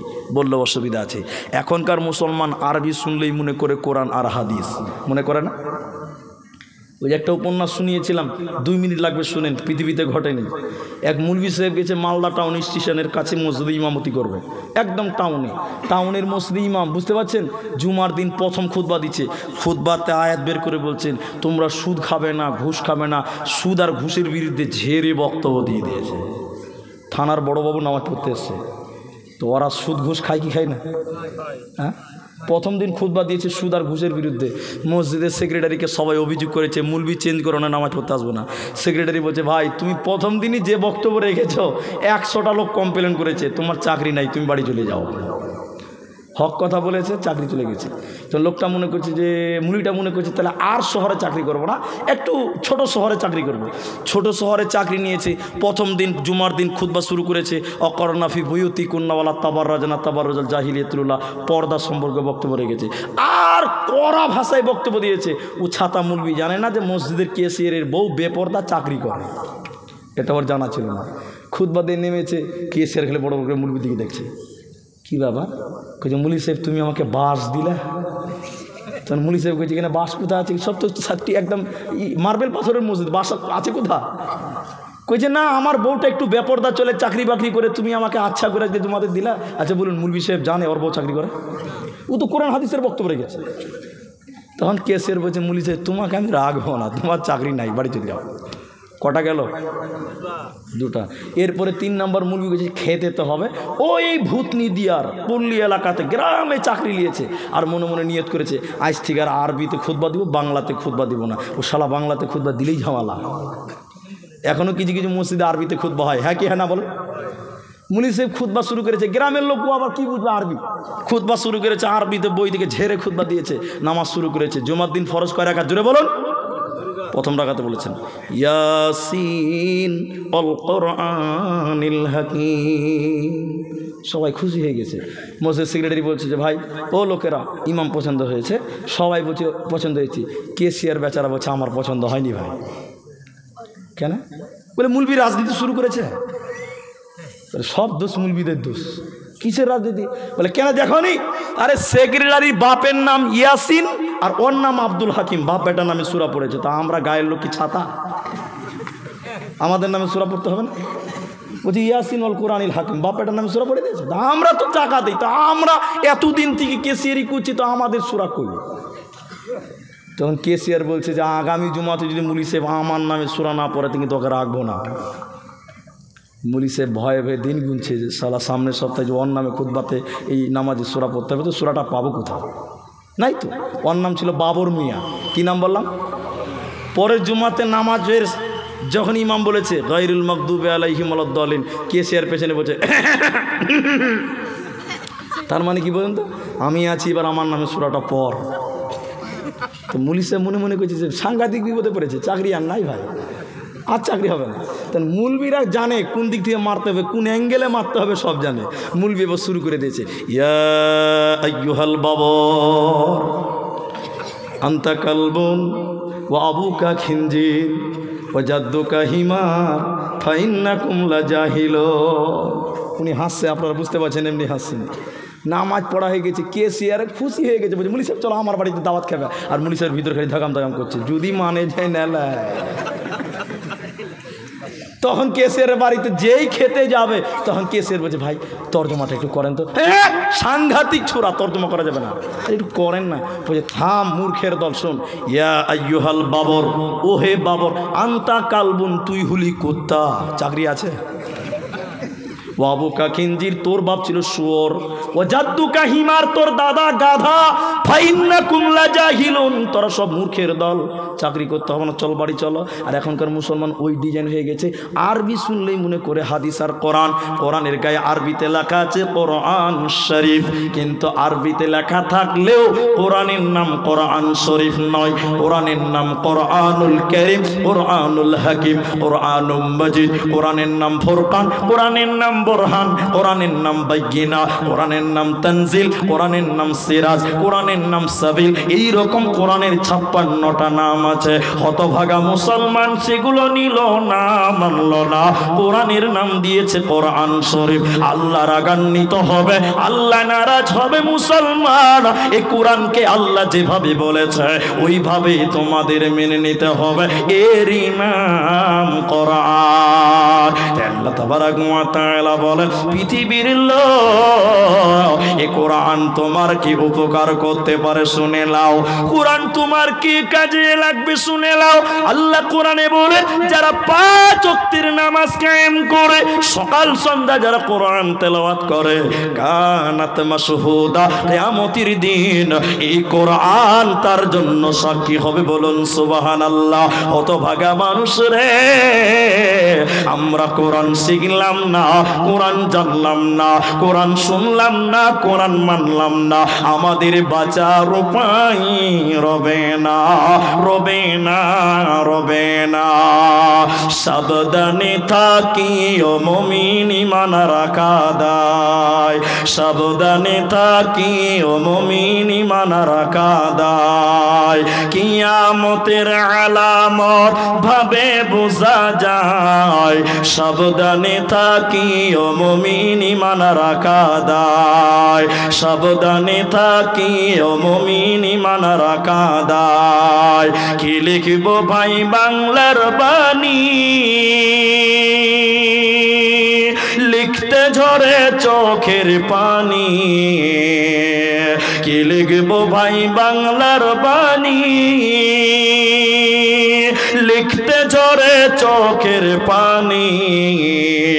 ক্ষমতার জোরে মানুষ মারে পশ্চিমী বাংলায়। সাবধানে থাকিও মুমিন, ঈমান রাখা দায়। সাবধানে থাকিও মুমিন, ঈমান রাখা দায়। কিয়ামতের আলামত ভাবে বোঝা যায়। সাবধানে থাকিও মুমিন, ঈমান রাখা দায়। এখন সবচেয়ে দামি কথাটা এখন বলছি, এখন বলছি, শুনেন। গোলাম মুর্তজার নাম শুনেছেন তো আপনারা, দেখেছেন হয়তো বা অনেকেই। গোলাম মুর্তজার কয়েকটা বইয়ের নাম বলছি। চেপে রাখা ইতিহাস, ইতিহাস গোপন কেন, বজ্র কলম, এই বইগুলো পড়বেন। এমন কিছু ইতিহাস পাবেন যা পৃথিবীতে কেউ এখনকার জামানায় আর কেউ আলোচনা করে না, এখনকার জামানায় কেউ কলমও ধরে না, যেগুলো ধরে রেখে আল্লাহর দুনিয়া থেকে বিদায় হয়ে গেছে। আমরা দোয়া করি আল্লাহ যেন গোলাম আহমদ মুর্তজাকে জান্নাতের উচ্চ মাকাম দান করে, বলি আল্লাহুম্মা আমিন। শেষ কথা এদিকে দেখেন, আমাদের সবচাইতে বড় দামি কথা এখন বলছি আপনাকে, এখন কোরআন সম্পর্কে। এখন ভারতবর্ষে কিছু লোক আছে, কিছু নেতা, ছুচকো নেতা, কিছু নেতা ভারতবর্ষে আছে। আমি রাজনীতির কথা বলছি না, আল্লাহর কসম বলছি। ওরা বলছে এনআরসি করব গোটা ভারতে, আর মুসলমানগুলোকে বাংলাদেশে পার করব। বলছে কি বলছে না বলুন? রে সর্বনাশ, ওকে তাড়াতাড়ি ভাগতে বলো। দেখেন আমি যে কথা বলছি, বলছে এনআরসি করবার মুসলমানগুলোকে দেশ থেকে তাড়বো, বাংলাদেশে তাড়বো। এই কথা বলছি কি বলছে না? একটু হ্যাঁ না বলুন। বলছে, শুনেন এদিকে দেখেন, বলবেন তো ভালো লাগবে, সবাইকে বুঝতে সুবিধা হবে। দেখেন আমার দিকে দেখেন, এবার দেখেন এই যে কোরআনটা, আমরা আলেম ওলামারা কোরআনের জন্য অবদান রাখি। শুধু আলেম নয়, সাধারণ মুসলমান, ইমানদার মুসলমান কোরআনের জন্য জান দিতেও পারে। পারে কি পারে না? পারে। দেখেন আমাদের ইংরেজেরা চেষ্টা করেছিল, ইংরেজেরা এই দেশ থেকে উলামাকে তারো, মুসলমানদেরকে তারো। ইতিহাসগুলো পড়বেন, দিল্লির রাস্তার ডান দিক বা দিকে যত গাছ ছিল, প্রতিটি গাছের ডালে ডালে আলেম ওলামাদেরকে ফাঁসিতে ঝুলিয়েছিল। কেন? ওলামা একরাম দেশ স্বাধীনের পক্ষে ছিল সর্ব অবস্থায়। ঠিক বললাম না ভুল বললাম? বলেন। তো তারা বলেছিল ওলামা কোথারো, মুসলমানও কোথারো, কিন্তু আপনারা মুখ খুলে সবাই বলেন মুসলমান এই দেশ থেকে তাড়তে পেরেছে ইংরেজেরা না ওরাই লেজ গুটিয়ে পালিয়েছে? বলুন, ওরাই দেশ ছেড়ে পালিয়েছে। আমরা দেশে ছিলাম, আমরা দেশে আছি, আমরা দেশে থাকবো। বলুন নারায়ে তাকবীর। মুসলমানকে তাড়ানো সম্ভব? আমার বাড়ি আসাম জেলা, আসাম রাজ্যের বরপেটা জেলার সর্তিবাড়ি থানার সতলা গ্রাম। আমাদের এনআরসিতে কাগজে নাম আছে আলহামদুলিল্লাহ। আমাদের ডিটেনশন ক্যাম্পে দিতে পারবে না। শুনেলেন, এই দেশের কিছু ছুচকো নেতা তারা চেয়েছিল মুসলমানগুলোকে বাংলাদেশে পার করব, চেয়েছিল কি চাইনি বলুন? কিন্তু জানেন আসামে এনআরসিতে কত লোক বাদ গেছে জানেন? নাম বাদ পড়েছে 19 লক্ষ। সবাই বলুন কত লক্ষ বললাম? এই দেশে শুধু হিন্দু মুসলমান নয়, ইহুদি আছে, খ্রিস্টান আছে, এদেশে বৌদ্ধ আছে, আছে না? আছে। 19 লক্ষর মধ্যে 4.5 লক্ষ, 4 লক্ষ ধরে নিলাম আমি মুসলমান। 19 থেকে 4 বাদ গেলে কত থাকবে? 15। আরও 2 লক্ষ ধরে নিলাম ইহুদি খ্রিস্টান যারা আছে তাদেরকে, থাকলো কত? 13 লক্ষ শুধু অমুসলিমেরা বাদ গেছে। আমরা মুসলমান মাত্র 4 লক্ষ। বলুন সুবহানাল্লাহ। ইংরেজেরা চেষ্টা করেছিল, এখন কিছু নেতা বেরিয়ে হয়েছে তারা চেষ্টা করছে, কিন্তু মুসলমানদেরকে তাড়তে পারেনি। এই মাদ্রাসার উদাহরণটা দিব, শুনেন এবার। ইংরেজেরা অনেক চেষ্টা করেছিল, পারে নাই। শেষের বেলায় তাদের বুজুর্গ লোকদেরকে নিয়ে, তাদের পণ্ডিতদেরকে নিয়ে বলেছিল মুসলমানদের সঙ্গে পারি না কেন? তখন তারা বলেছিল এদিকে দেখেন, যতদিন মুসলমানের কাছে কোরআন থাকবে অতদিন মুসলমানকে বেকানো যাবে না। তখন তারা বলেছিল কোরআন কিনো, পুড়িয়ে দাও, জ্বালিয়ে দাও, ছাড়খাড় করে দাও। যেদিন একটাও কোরআন থাকবে না মুসলমান এমনিতেই কাবু হয়ে যাবে। একটা বেঈমান নাস্তিক আমার মতন লম্বা হাব্বা জুব্বা পাঞ্জাবি পরে এই রাজাপুর আয়েশা সিদ্দিকা মানাতে এসেছে। আমি গ্রামের নামটা বললাম, যোগ করলাম। মাদ্রাসা এসেছে, হেড মাওলানাকে বলছে ওই নাস্তিক বেঈমান ডুপ্লিকেট মাল। কি বলছেন বুঝতে পারছেন কিনা? মুলবি নয়, ডুপ্লিকেট জুব্বা পড়ে চলে এসেছে। হেড মাওলানাকে বলছে মাওলানা সাহেব আপনাদের মাদ্রাসায় কোরআন আছে? আচ্ছা বলুন, এটা পাগলের প্রশ্ন না? বলছে আপনাদের মাদ্রাসায় কোরআন আছে। হেড মাওলানা বলছে শালা তোর মাথায় গোবর আছে, মাদ্রাসায় কোরআন থাকবে না তো কি থাকবে? ঠিক বলো না? বলবো বলে মাদ্রাসায় কোরআনই থাকবে। ও কত খ্যাপার বেটা খ্যাপা। বলছে মুনি সাহেব তোমার মাদ্রাসায় কোরআন আছে? তা হেড মুলি বলছে ই কোন প্রশ্ন রে বাবা? আছে। কতটি আছে? হেড মাওলানা বলছে কতটি লিবা? যতটি আছে সবটি লিব। তখনই বুঝে নিয়েছে হেড মাওলানা ডালমে কুচ, ডালমে কুচ। কারণ তখন তো কোরআন বিরুদ্ধে আন্দোলন চলছে গোটা দেশ জুড়ে। তখন হেড মাওলানা এদিকে দেখেন, এই রাজাপুর মাদ্রাসার 4টা ছাত্রী কিংবা 4টা ছাত্রকে ডেকেছে। আরে আব্দুর রহমান, আব্দুর রহিম কই, আব্দুল সত্তার, 3টে ছেলে হেড মাওলানার কাছে এসেছে। হেড মাওলানা বলছে বলো। হেড মাওলানা বলছে রে বাবা তোমরা তো গোটা গোটা কোরআন মুখস্থ করেছ। হাফেজারা কোরআন মুখস্থ করেই করে না? জুড়ে বলো করে। হেড মাওলানা বলছে রে বাবা তোমরা তো গোটা গোটা কোরআন মুখস্থ করেছ, একাই বললে বলতে পারবে এটা বিদেশি মেহমান কোরআন নেওয়ার জন্য এসেছে। এরে বাবা তোমরা তো গোটা গোটা কোরআন বুকে জায়গা দিয়েছ। এরে আব্দুর রহমান তুমি 1 থেকে 10 পারা শুনিয়ে দাও। এরে আব্দুর রহিম 11 থেকে 20 পারা শুনিয়ে দাও। এরে আব্দুল সত্তার তুমি 21 থেকে 30 পারা শুনিয়ে দাও। যখন 3টা ছেলে বিসমিল্লাহ থেকে শুরু করে মিনাল জিন্নাতি ওয়ান নাস বলেছে, ওই বেঈমান বসা মানুষ দাঁড়িয়ে মাথায় হাত দিয়ে বলেছিলেন আশহাদু আল্লাহ, একটু বলুন আশহাদু আল্লাহ ইলাহা ইল্লাল্লাহু ওয়া আশহাদু আন্না মুহাম্মাদান আবদুহু ওয়া রাসূলুহু। সঙ্গে সঙ্গে কালেমা পড়ে বলেছিল আমাদের আলোচনা হয়েছে কোরআন কিনো, পুড়িয়ে দাও, জ্বালিয়ে দাও। যতদিন মুসলমানদের কাছে কোরআন থাকবে মুসলমানদের বেকানো যাবে না। কিন্তু আমি আল্লাহর কসম করে বলছি মুসলমানদের থেকে কোরআনকে আলাদা করা সম্ভব হবে না। তার কারণ শুনিলেন রাজাপুরের মুসলমান, পুকুরিয়ার মুসলমান শুনে নেন, এই কোরআনটা কাগজে কলমে নয়, বরঞ্চ এই কোরআনটা মুসলমানেরা তাদের আত্মাতে জায়গা দিয়েছে। সব কোরআন যদি পুড়িয়ে দেওয়া হয় মুহূর্তেই কোরআন তৈরি হয়ে যাবে, কারণ পৃথিবীতে কোটি কোটি বিলিয়ন মিলিয়ন কোরআনের হাফেজ আছে। অতএব কোরআনকে মিটানো সম্ভব হবে না। একজন দার্শনিক এই রকম করে কোরআন পৃথিবীর মানুষের কাছে তুলে ধরেছিলেন। একজন দার্শনিক এই রকম কোরআন পৃথিবীর মানুষদের কাছে তুলে ধরেছিলেন আর বলেছিলেন, একবার দেখে নাও সবাই, সবাই এক নজর দেখে নাও।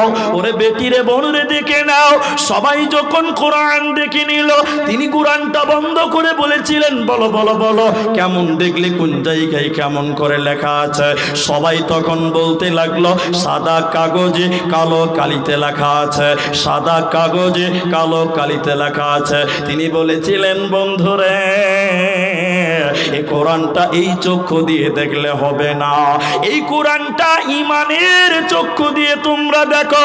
এই কোরআনটা এই চোখ দিয়ে দেখলে হবে না, ইমানের চক্ষু দিয়ে দেখো। এই কোরআনটা পৃথিবীতে কোনো কাগজে নয়, এই কোরআনটা কোনো কালিতে নয় মুসলমান, বরং এই কোরআনটা শহীদের রক্তের বিনিময়ে লেখা হয়েছে রে।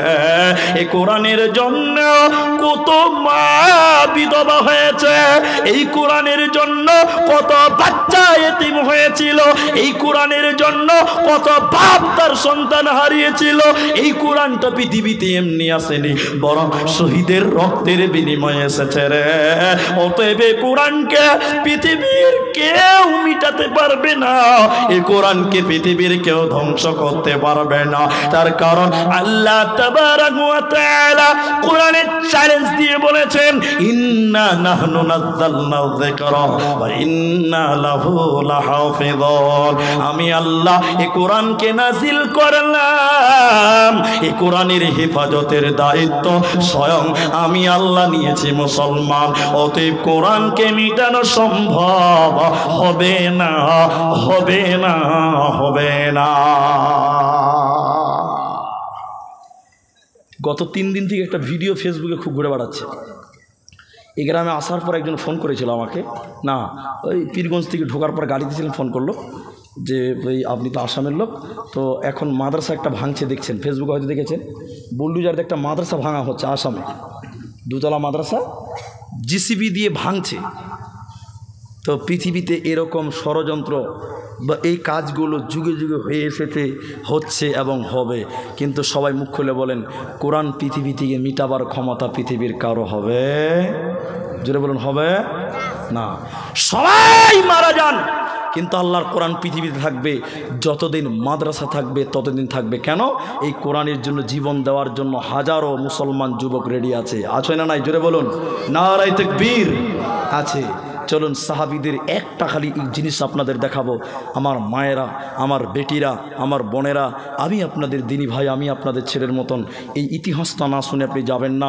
দেখেন সাহাবীরা ইসলামের জন্য, দ্বীনের জন্য, কোরআনের জন্য তারা জান পর্যন্ত কুরবান করেছিলেন। বলুন সুবহানাল্লাহ। একজন সাহাবীর ঘটনা শোনাই, বেশি টাইম নেব না ভাই, যারা আছেন শুনেলেন একটু।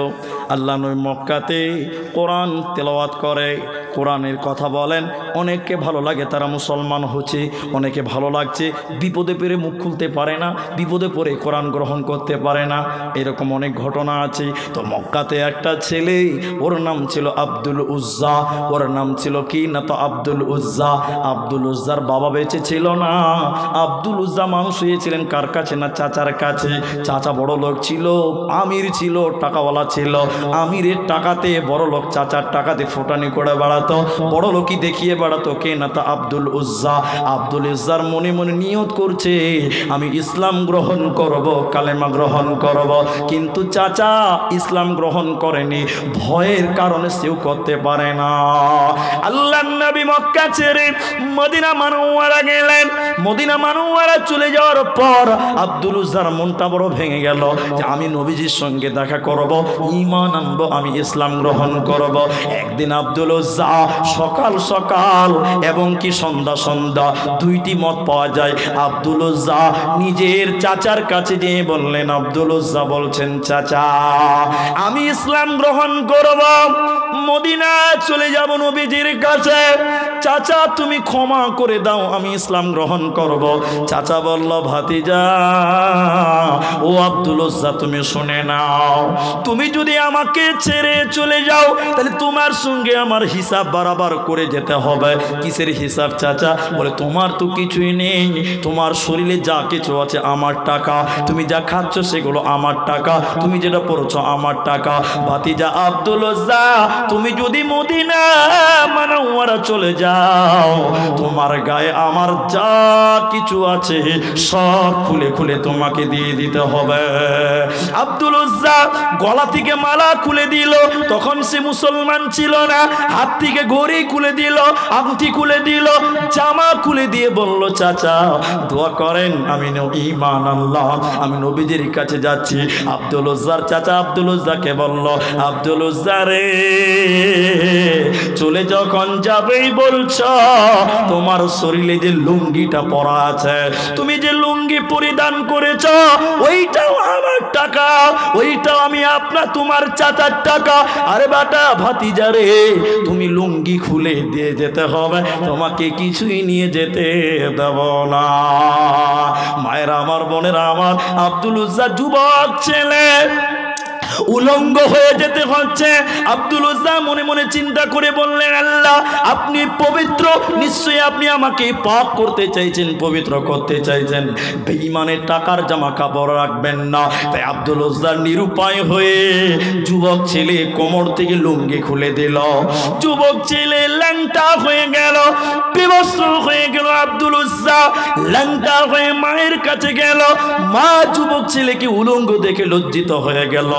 মা ঘরের ভিতর থেকে একটা আপনার কিনা কম্বল নিয়ে এলো, কম্বলকে মাঝখানে ছিঁড়ে দুই টুকরা করলো। আব্দুল উজ্জাকে দিয়ে মা বলছে বেটারে এক টুকরা লুঙ্গি বানিয়ে নাও, গামছা পরে নাও, আর একটা গায়ে দিয়ে দাও। এবার আব্দুল উজ্জা দুইটি টুকরা কাপড়কে, কম্বলকে একটা পাতাতে একটা শরীরে দিয়ে মায়ের কাছ থেকে বিদায় নিয়ে রাতের অন্ধকারে মক্কা মুনাওয়ারা, মক্কা থেকে শুরু করে মদিনা মুনাওয়ারা যেতে লাগলো। রাতে দিনে চলতে চলতে চলতে চলতে চলে গেল মদিনা মুনাওয়ারাতে। আল্লাহর নবী মদিনা মুনাওয়ারাতে একটা মাদ্রাসা করেছিলেন, আসহাবে সুফা, সাহাবায়ে কেরাম সেই মাদ্রাসায় পড়তেন। আব্দুল উজ্জা উলঙ্গ ছেলে কম্বল গায়ে দিয়ে চলে গেল নবীজির মাদ্রাসা। মাদ্রাসার সামনে বসে আছে, রাতের বেলায় নবী মাদ্রাসা থেকে বের হচ্ছে, মসজিদ নববী থেকে বের হচ্ছে। আব্দুল উজ্জাকে দেখে বললেন তুমি না আব্দুল উজ্জা, তোমার এই অবস্থা কেন? তুমি না বড় লোক। এবার আব্দুল উজ্জা ঘটনা বলতে লাগলেন, ইয়া রাসূলুল্লাহ ইসলাম গ্রহণের জন্য আপনার কাছে আসার কারণে নবী গো চাচা সব কিছু কেড়ে নিয়েছে, উলঙ্গ হয়ে গেছি চাচার কারণে, চাচা উলঙ্গ করে পাঠিয়ে দিয়েছে, মা কম্বল দুটুকরো দিয়েছে, ইমানের জন্য ইসলামের জন্য উলঙ্গ হয়ে মক্কা থেকে চলে এসেছে নবী আমার। আল্লাহর নবী আব্দুল উজ্জাকে ঈমান দিলেন, দিয়ে বললেন আব্দুল উজ্জা রে আজ থেকে তোমার নাম আব্দুল উজ্জা নয়, আমি নবী মুহাম্মদুর রাসূলুল্লাহ, তোমার নাম রাখলাম আব্দুল্লাহ। আব্দুল্লাহ বড় লোক ছিল, গরিব হয়ে গেল, মাত্র দুটুকরো কাপড়, মসজিদে নববীতে বসে থাকে, কেউ যদি খাবার দেয় তো খেতে পেয়েছে সাদগা, কেউ যদি হাত দিয়ে দিচ্ছে পেয়েছে, খেতে পাচ্ছে না, গরিব হয়ে গেছে, বড় লোক ছিল। হঠাৎ করে মুতার যুদ্ধের ডঙ্কা বেজে গেল, মুতার যুদ্ধ সাজু হয়ে গেছে, ডঙ্কা বেজে গেছে। আল্লাহর নবী দাঁড়িয়ে মসজিদে নববীতে বললেন, ও মদিনার আনসার মুহাজিরেরা, যুদ্ধের জন্য টাকার প্রয়োজন, মালের প্রয়োজন, অস্ত্রের প্রয়োজন, তোমাদের যার কাছে যা আছে মসজিদে জমা করে দাও। বেটিরে আমার, বোনরে আমার, মারে আমার, খালারে আমার। মেয়েরা তখন বলেছিলেন ইয়া রাসূলুল্লাহ হাতের খুলে নেন, কানের খুলে নেন, নাকের খুলে নেন, দুনিয়াতে বদলা নিব না, কাল কিয়ামতের দিনে জান্নাতের বদলা নিব, নবী নিয়ে নেন। সাহাবীরা দান করছেন, দেখেন আমার দিকে তাকান, একটু তাকিয়ে দেখেন ভাই আমার। হযরত উসমান বললেন যত লোক যুদ্ধে যাবে তার অর্ধেক লোকের খরচ আমি উসমান একাই দিব, বলুন সুবহানাল্লাহ। সেদিন কত লোক ছিল?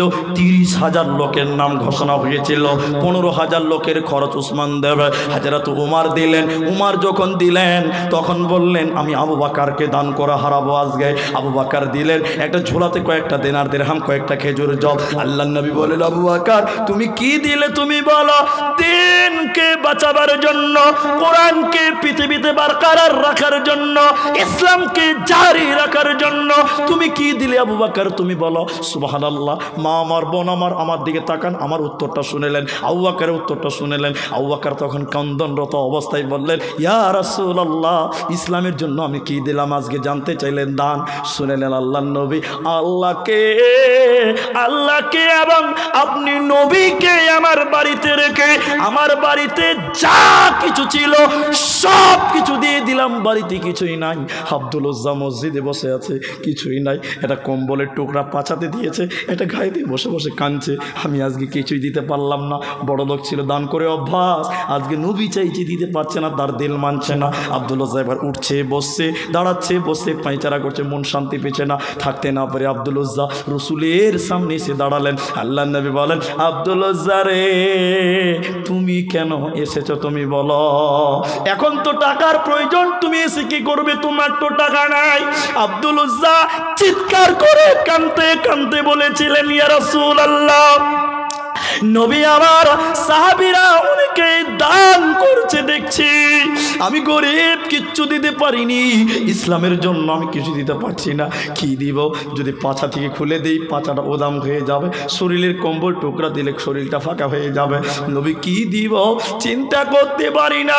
কিন্তু নবী আমার বিভিন্ন চিন্তা ভাবনা করে দেখলাম এখনো আমি আব্দুল উজ্জার কাছে একটা জিনিস আছে, এইটাই আমি দান করার জন্য এসেছি।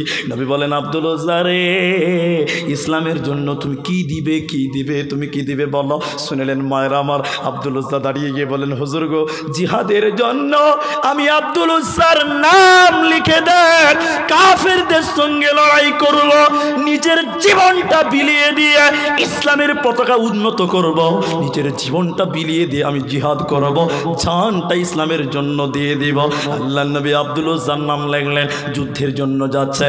এই যুদ্ধে স্বয়ং বিশ্ব নবী উপস্থিত ছিলেন, নবী যে দোয়া করে দিচ্ছেন সাহাবীদের আগিয়ে দিচ্ছেন। যখন আব্দুল উজ্জা এলো, নবী আব্দুল উজ্জার ঘাড়ে হাত রেখে বললেন আল্লাহ আমি আব্দুল উজ্জার রক্তকে কাফির মুশরিকের জন্য হারাম করে দিলাম।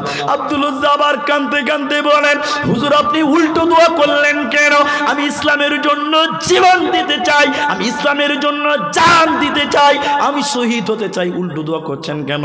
নবীজি বললেন আব্দুল উজ্জা রে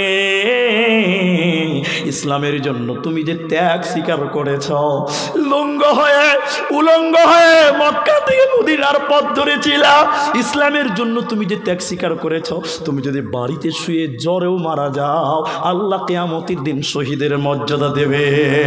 যুদ্ধ চলছে, যুদ্ধ চলতে চলতে আব্দুল্লাহকে কেউ মারতে পারে না, আব্দুল উজ্জাকে কেউ কাটতে পারে না। হঠাৎ একদিন রাতের বেলায় কালো জ্বর আব্দুল উজ্জার শরীরে, আব্দুল্লাহ শরীরে জ্বর, জ্বরে থাকতে না পারে।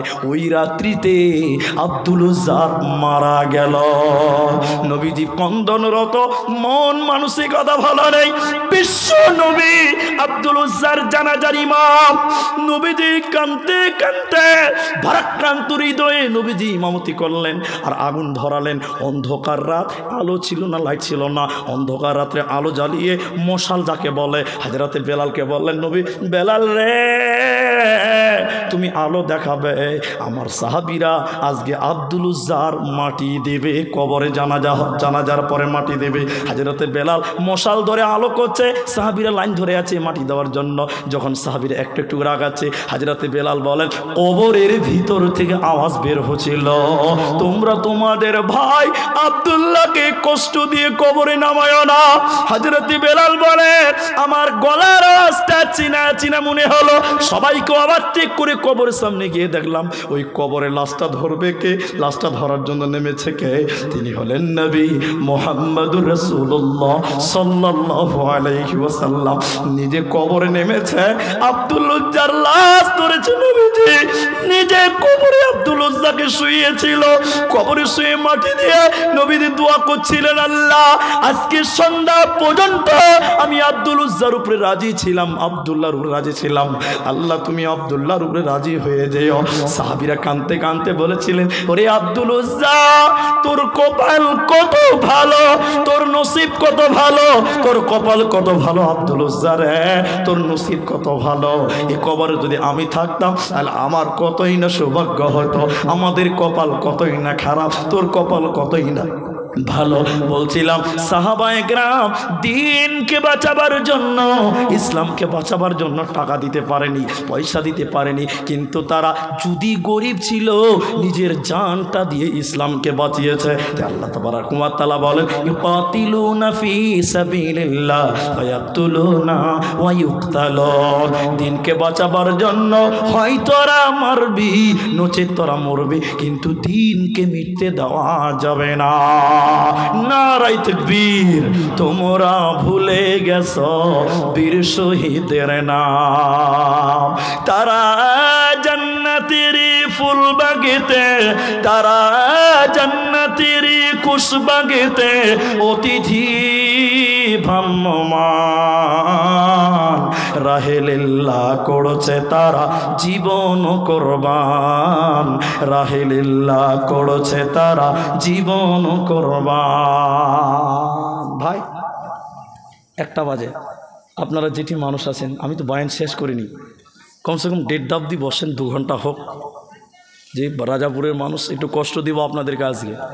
আমরা আরও আধা ঘন্টা টাইম আপনাদের কাছে চাইছি, আমি চাইছি, আমি না, অনেক লোক উঠছে তো মাঝে মাঝে, এরকম 2টা 4টা করে উঠলে লাস্টে দেখুন খেতা খালি, পেশা পায়খানা লাগছে না, যে এটা আবার দরকার আছে, ওটা দরকার আছে। আমরা আধা ঘন্টা টাইম বসবো, একবার সবাই বলুন ইনশাআল্লাহ, ইনশাআল্লাহ বলুন, জোরে বলুন, বাস বসুন।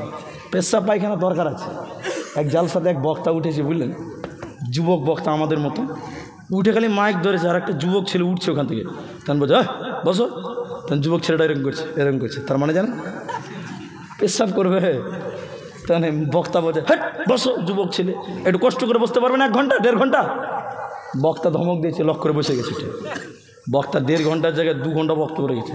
2 ঘন্টা পর বক্তা যখন নামছে, বক্তার মনে হয়েছে যে একজনকে তো বসিয়ে রেখেছি, তখন বক্তাকে ইশারা দিয়েছে, তখন বলছে আর যে কি হবে, আর যে কি হবে, পেশাব করবি না, বলে মাল আনলোড হয়ে গেছে, ওখানেই কাজ ছেড়ে দিয়েছে। তো পেশাব পায়খানা কাউকে জোর করা যাবে না। বাপ আল্লাহর নবীর মাদ্রাসা, আমি আপনাদের ছোট ভাই, সবার ছোট আমি আপনাদের জন্য দোয়া করব, অন্তরস্থল থেকে দোয়া করব। একবার সবাই মহব্বতের সঙ্গে আমার সঙ্গে বলুন ইনশাল্লাহ। আমরা সবাই আধা ঘন্টা টাইম বসবো, বলুন ইনশাআল্লাহ। আজকের এই আব্দুল উজ্জা, এই যে মাদ্রাসা, এটা কোরআনের মাদ্রাসা, এটা কোরআনের বাগান, এখানে ফল পাবেন, এখানেই ফল আসবে। এটা গাছ, এই গাছে পানি দিবেন, গাছ বড় হবে, গাছে ফল ভালো হবে। পানি দিবেন না, গাছ মরে যাবে, ফল হবে না। অতএব এই কোরআনের বাগান মাদ্রাসাকে বাঁচাতে হবে। সাহাবীরা টাকা দিতে পারেনি কেউ, কিন্তু তারা নিজের জানটা বিলিয়ে দিয়েছে। এই জন্য ইসলামের জন্য কখনো জানের দরকার, কখনো মালের দরকার। রাস্তাতে গাড়িটা চলছে, গাড়ি এখন কত নম্বর গ্যারে দিতে হবে, ওটাকে ড্রাইভারকে বলতে হয় না? ড্রাইভার বুঝে নেই যে এখন কোন গেটটা লাগবে, বুঝে নাই। সাহাবা একরাম বুঝতেন এখন জান লাগবে না মান লাগবে, যখন যেটা লাগতো সেটা দিয়েছে।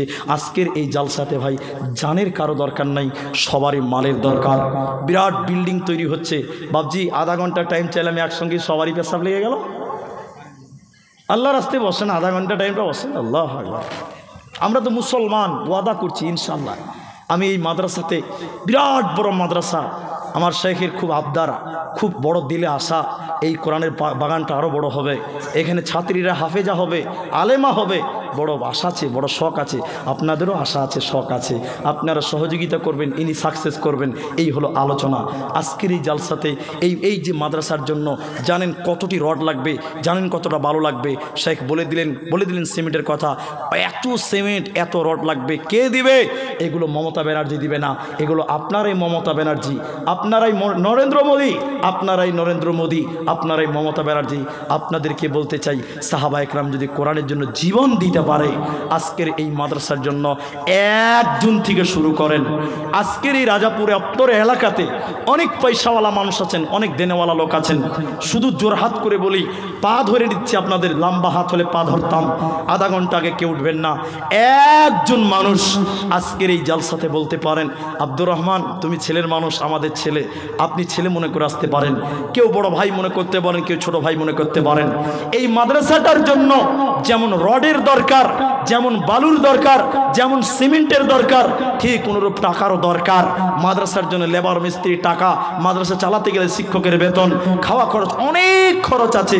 আপনাদেরকে তাই বলতে চাই, একজন মানুষ আজকের স্টেজে বলবেন 20,000 টাকা, একজন মানুষ বলবেন আজকের স্টেজে আমি 10,000 টাকা, কেউ বলবেন 5,000 টাকা, কেউ বলবেন 1 কুইন্টাল রড, কেউ বলবেন 2 কুইন্টাল রড।